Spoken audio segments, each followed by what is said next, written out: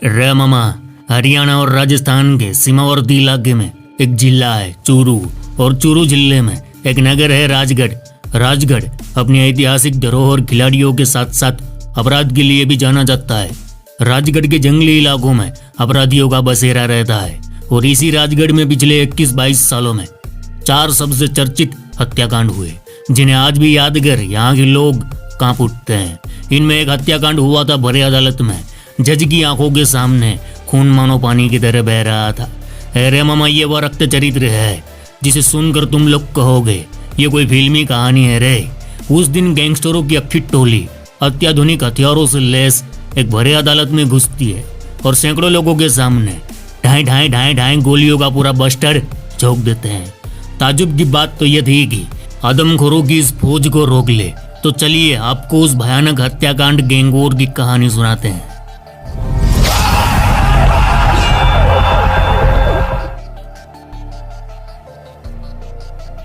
केम छो मजामा? अरे मामा, वह दिन था 17 जनवरी 2018 का।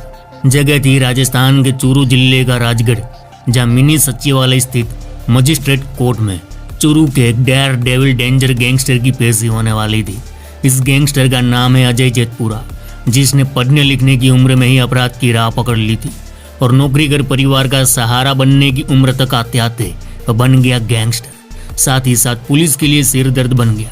अजय जेतपुरा राजस्थान के चूरू जिले के जेतपुरा गांव का रहने वाला था। अजय जेतपुरा एक के बाद एक वारदात को अंजाम देता रहा और कुछ ही सालों में इसके खिलाफ दर्ज मामलों की तादाद इसकी उम्र से भी ज्यादा हो गई और फिर वह पुलिस रिकॉर्ड में हार्डकोर क्रिमिनल बन गया। आइए एक नजर डालते हैं कि आखिर अजय जेतपुरा ने कैसे रखा गुनाह की दुनिया में कदम। बिड़ू आपको बता देगी, साल 2006 में मारपीट के मामले में नामजद आरोपी होने के बाद अजय जेतपुरा अंडरवर्ल्ड में अपना सिक्का जमाने बावरा हो गया।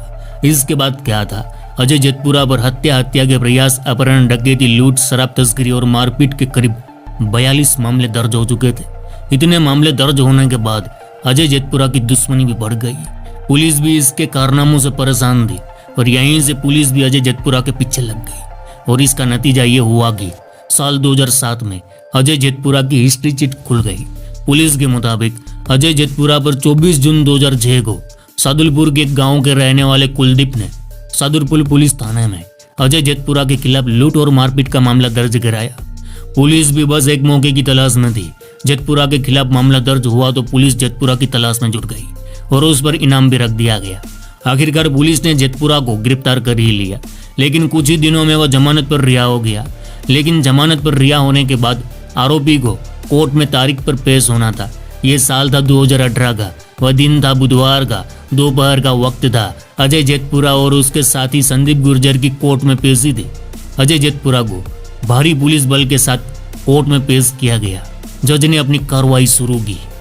उसी वक्त पर तेज रफ्तार से कार वहां कर रुकी।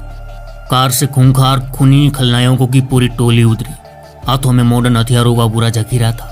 3 नकाबपोश बदमाश कोर्ट परिसर में जज की बैठक की ओर आगे बढ़े। वहीं 2 लोग परिसर में ही रुके रहे। अरे मामा, इस टोली में राजस्थान से लेकर हरियाणा तक के दिमाग से हटेले डेंजर शूटरों की अच्छी बिरादरी थी। उधर जेतपुरा को अंदेशा तक नहीं था कि कुछ ही वक्त में उसका राम नाम सत्य होने वाला है। कितने लोगों की मौत का क्रियाक्रम करने वाले को भला मौत का डर क्यों होगा। जेतपुरा तो बिंदास कोर्ट के कटघरे में खड़ा था, जज की बातें सुन रहा था। अरे मामा, कहानी में थोड़ा पीछे चलते हैं। 25 जून 2015 को चूरू के ढानी निवासी गैंगस्टर अनिल कहर का पुलिस एनकाउंटर कर देती है। अब ये अनिल कहर लॉरेंस बिश्नोई के जिगरी यार और गैंग के राइट हैंड संपत नेहरा का दोस्त था। अनिल और संपत ने कई अपराध साथ में किए, जेल में भी साथ रहे। भाईचारा गजब का दोनों में। अब संपत नेहरा को कहीं से ये जानकारी मिली कि अनिल कहर की पुलिस को मुखबिरी करने वाला कोई और नहीं बल्कि अजय जेतपुरा था। अब संपत का ये शक सच में बदलना भी लाजमी था, क्योंकि अनिल कहर और अजय जेतपुरा के बीच इलाके में वर्चस्व को लेकर सालों से दुश्मनी चली आ रही थी। तो अब संपत नेहरा ने ठान लिया कि दोस्त की मौत का बदला लिया जाएगा डंके की चोट पर।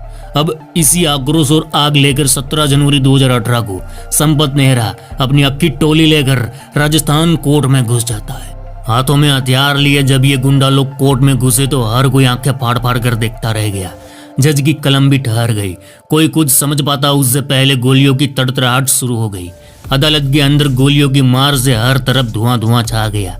जज अपनी जान बचाने नीचे झुक गए। अंदर बैठे लोग खुद को कैसे भी बचाने इधर उधर भागने लगे। पुलिस वालों की उंगलियां अपनी राइफलों की ट्रिगर पर थम गई। कोई कुछ न कर पाया। जज पूरा कटघरे में ही खून से लथपथ निढाला होकर गिर पड़ा। पुलिस एक्शन में आती उससे पहले ही सभी बदमाश हवा में फायरिंग करते हुए मौका वारदात से रफू चक्कर हो गए। उस दिन संपत नेहरा के साथ लॉरेंस गैंग के खूंखार शूटर अक्षय पलड़ा और अंकित भादु भी थे।